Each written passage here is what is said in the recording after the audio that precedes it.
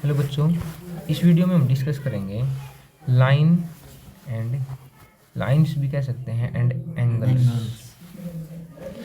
देखो हम स्टार्ट करते हैं बहुत बिल्कुल बेसिक से। सबसे पहली चीज़ क्या होती है? पॉइंट। ये मैंने रख दिया यहाँ पे एक पॉइंट। तो पॉइंट क्या होता है? लेंथलेस, ना तो इसकी लेंथ है और ब्रेथ ना इसकी ब्रेथ है, ब्रेथलेस। लाइन पॉइंट की क्या होती है? पॉइंट ना तो लेंथ होता है ना ब्रेथ। अब इससे जो सेकंड स्टेप हमारा स्टार्ट होता है वो होती है लाइन। अब देखो, अगर मैं बहुत सारे पॉइंट को ऐसे ऐसे करके ऐसे ऐसे रख दूं तो मतलब इनफाइनाइट पॉइंट मिलके क्या बना लेते हैं? लाइन। इनफाइनाइट पॉइंट बना के क्या बनाते हैं? और ये इसका कोई भी तरफ एंड नहीं होता लाइन का।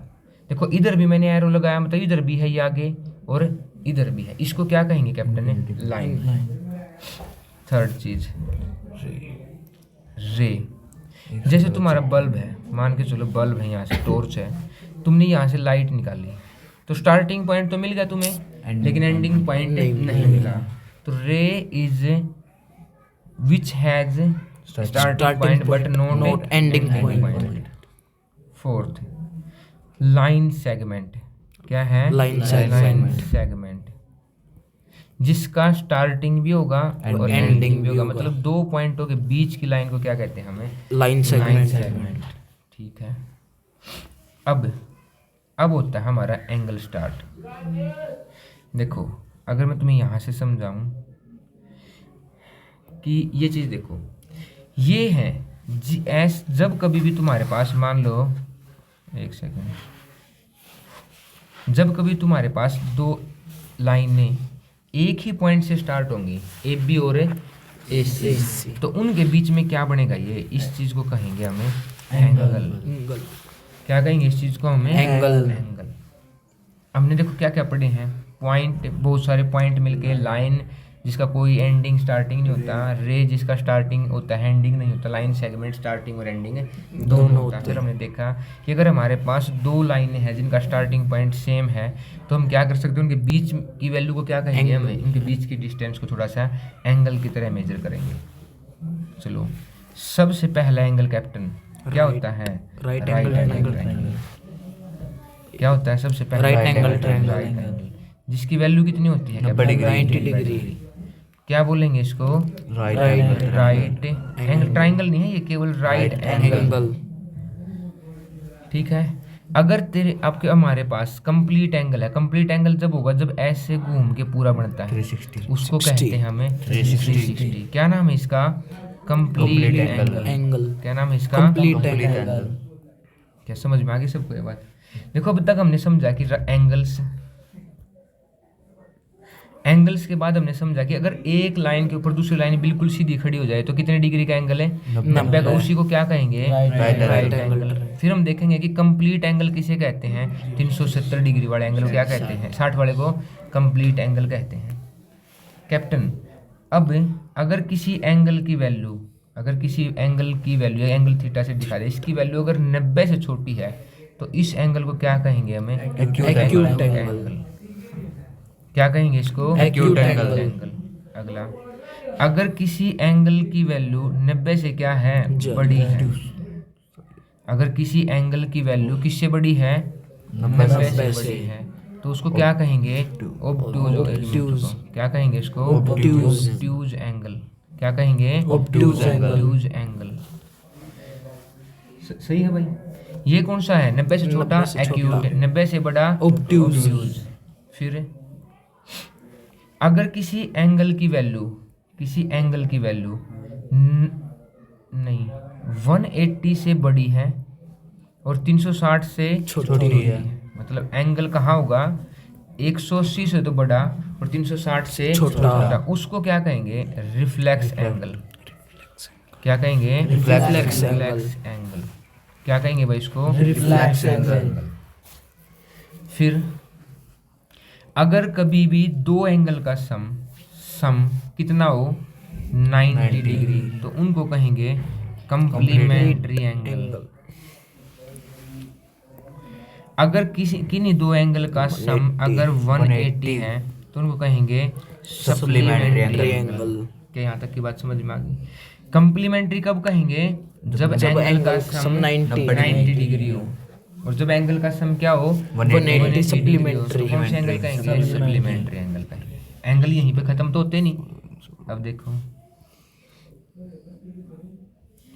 यहाँ ध्यान दो, जब कभी भी दो लाइन एक दूसरे को काट के जाएं तो उनके आमने सामने के एंगल, देखो आमने सामने को ही तो कहेंगे हमें वर्टिकल अपोजिट एंगल। क्या कहेंगे इसको? Vertical opposite angle.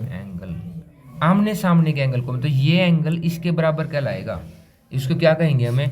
Vertical opposite angle. और तुम्हें खास बता दूं, ज्योमेट्री सबसे खतरनाक टॉपिक में से एक है कैप्टन। अब वर्टिकल अपोजिट तो हमने पढ़ लिए, फिर एक एंगल कौन से होते हैं? Linear pair angle. कौन से होते हैं? Linear pair. मान लो ये पॉइंट है, यहाँ से हमने दो लाइनें ऐसे बांट दी ऐसे करके, तो अगर कभी भी एक स्ट्रेट लाइन पे एंगल बनते हैं हमारे तीन एंगल, मान लो इसको, मान लो ए बी सी, इन तीनों एंगल का जोड़ किसके बराबर होगा? 180 डिग्री के बराबर होगा। और इनको क्या बोलते हैं? Linear pair angles. ठीक है, या फिर स्ट्रेट लाइन एंगल भी बोलते हैं। स्ट्रेट लाइन एंगल की तो वैल्यू वैसे होती है कि भाई 180 होता है, लेकिन इनको क्या कहेंगे हमें? लीनियर पेयर एंगल्स कहेंगे। ठीक है, ओके। अब हमारे बहुत ही इंपॉर्टेंट टॉपिक स्टार्ट होते हैं, वो क्या है?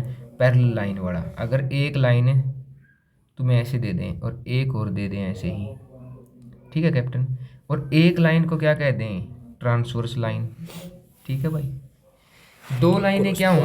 पैरेलल हो, और तीसरी लाइन क्या हो? ट्रांसवर्सल लाइन हो। तो देखो ध्यान से समझना, सबसे पहले हम कहेंगे अल्टरनेट एंगल। क्या कहेंगे? Alternate angle. Alternate angle. अब शुभम एक बात समझना ध्यान से, इस लाइन को कहते हैं हम ट्रांसवर्सल लाइन। Transversal line.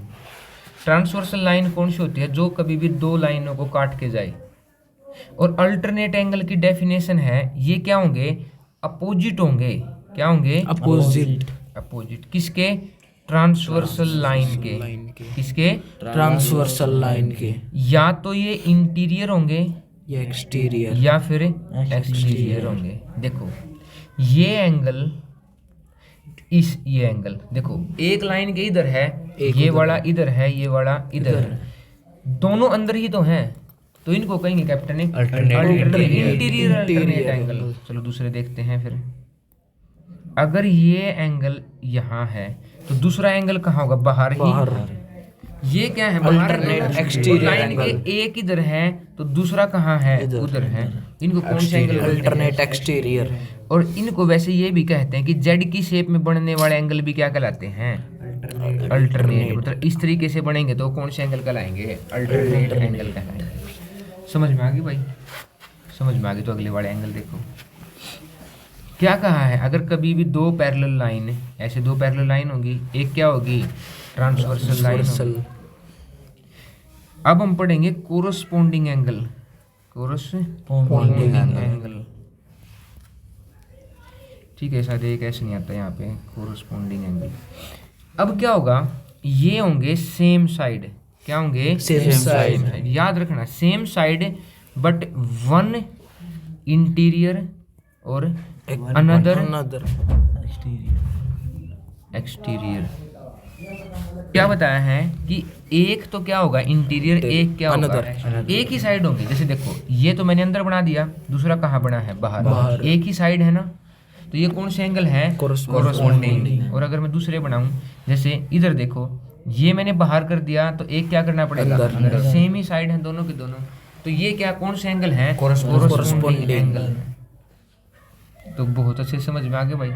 हमने क्या क्या डिस्कस किया? देखो एंगल्स में ना जनरली इतनी बातों में भी हमारा काम चल सकता है। वैसे तो ये नहीं कि देखो कुछ खत्म तो होता नहीं कि मैं ये कह दूं तुम्हें कि इससे ज़्यादा कोई कुछ पूछ नहीं सकता, ये नहीं हो सकता। देखो पूछने को कुछ भी पूछ सकता है, कोई भी कुछ भी पूछ सकता है। जनरली हमारा अल्टरनेट, कोरस्पोंडिंग, वर्टिकल अपोजिट, ठीक है। फिर होता है कैप्टन एक बात है कि अगर मैं जैसे ट्राइंगल बना दूँ एक, ठीक है, और ट्राइंगल के लिए ना जब भी एंगल की बात होगी ना तो ये याद रखनी है कि ट्राइंगल के अंदर वाले एंगल का सम कितना होता है 180 डिग्री होता है भाई। ये याद रखने वाली बात है कि ट्राइंगल के अंदर वाले एंगल का सम क्या होगा 180। जब भी ट्राइंगल की बात होगी तो तब दिमाग में ये बात आनी चाहिए कि उसके एंगल का सम कितना होगा 180। और दूसरा, जब भी तुमसे क्वाड्रिलेटरल की बात पूछे कैप्टन, तब क्या दिमाग में आनी चाहिए कि उसके चारों एंगल का जो सम होगा, देखो स्क्वायर बना दिया इन्होंने, नहीं तो इनके चारों एंगल का सम कितना होगा 360। ये दिमाग में आनी चाहिए बात। जैसे ही तुम कभी भी लाइन देखो तो लाइन देखते ही स्ट्रेट एंगल की बात आनी चाहिए, ये कितना होता है 180। जैसे ही 90 डिग्री की बात आए तो मतलब वो होगा 90 डिग्री। तो क्या एंगल्स की बातें समझ में आ गई? वैसे तो बहुत फॉर्मूले होते हैं कि मान लो एक राइट ट्राइंगल है और ट्राइंगल का ऐसे हम काट दें, इसके बाहर के एक्सटीरियर एंगल को हम यहाँ से यहाँ काटें, तो जो ये एंगल है और इसको अगर मैं ए कह रहा हूँ तो ये होगा 90 माइनस a/2। लेकिन इन बातों का अभी जरूरत थोड़ी है, हम आराम से लाइन एंड एंगल पढ़ रहे हैं तो लाइन एंड एंगल तक ही रहेंगे, ठीक है।